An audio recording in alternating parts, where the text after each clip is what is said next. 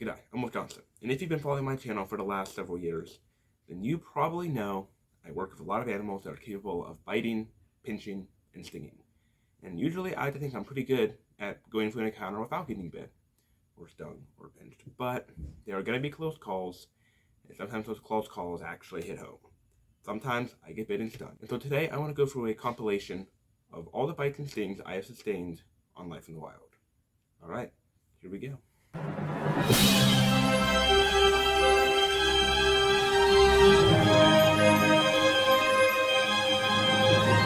So let's start with my newest one, which is the Leafcutter Ant, the video that I just put out a couple days ago. That was filmed in Goliad, and I mean, it really wasn't a very painful bite.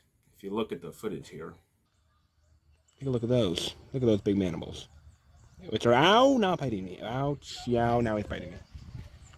Well, I think this would probably happen. He's biting me, yet his mandibles aren't really getting through my skin, so I'm not really feeling anything. React because it pinched pretty hard, but there was no real particular pain involved in that. It was just pinching sensation, and then it let go, and that was about it. There are leafcutter ants in South America, though, that can bite much harder. So for the second animal, I'm actually going to show you some footage in Life in the Wild that never got released due to me not really liking it the way it came in as a video. This is some unreleased, never before seen Life in the Wild footage where I caught a female stag beetle, and it bit me. Here's what happened.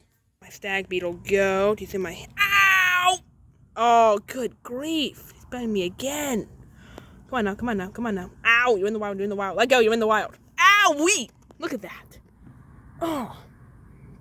That's actually so bad. Let go, let go, let go. Ah! Let go, let go, let go. Okay, that's enough. Bye-bye. Okay. After that eventfulness, we get to watch our lovely stag beetle venture back into the wilderness. Okay, so like the leafcutter ant, that was a pinch.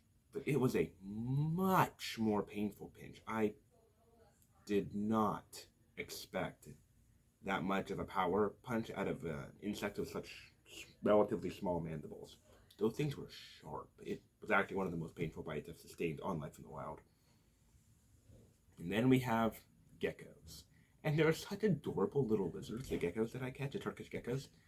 But instead of just clamping down like most lizards do to me, the way they bite, they like nip really hard. You can hear their jaws snap shut when they bite sometimes. So then we got another lizard that bit me, was the spiny lizard last year.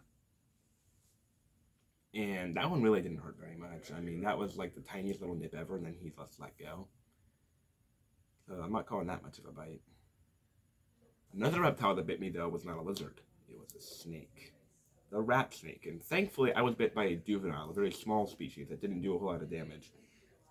I am very glad that I was not bit by the roughly 4.5 to 5 foot specimen that I had caught this year. Oop, you gotcha. Bite. Now, there could be some debate over whether this next animal is considered a bite or not. It's more of a peck. It was the mockingbird this year. I was out mowing the lawn, and the mockingbird did not like how close I came to the nest, and I got attacked. And while most of the attacks in the mockingbird would just swoop over my head and didn't actually do any, didn't make any contact, there were a couple in the back of my head where it landed in with something. I couldn't see if it was talons or the beak, but something hit me in the back of my head a couple times doing it. Alright, let's, kind of funny actually.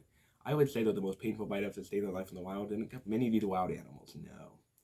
It was from my own darn dog, Misha, when I was doing the examples of what to do when you're attacked by a dog episode, long ago, to tackled by a dog episode, and then I did the newer one last year.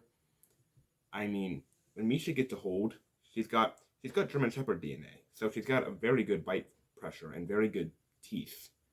And she's a fairly good sized dog, so when she hits your arm and she starts doing that thing, it's actually, I was glad for the second one I was wearing those protective sleeves. Even with the protective sleeves, I still sustained some damage underneath. But it's all in fun and games, and once we tell her to stop, she stops. So it's all just a big game to her. And me, I guess, even though I get bit. Well, that's quite a few bites I've sustained when I think about it, quite a few species. And I suspect I will, despite my best efforts, sustain many more bites and stings from many more species. I'm Wolf Johnson. We had a whole lot of fun reliving all those episodes, and I will see you again soon. Hopefully, not getting bit in 2024.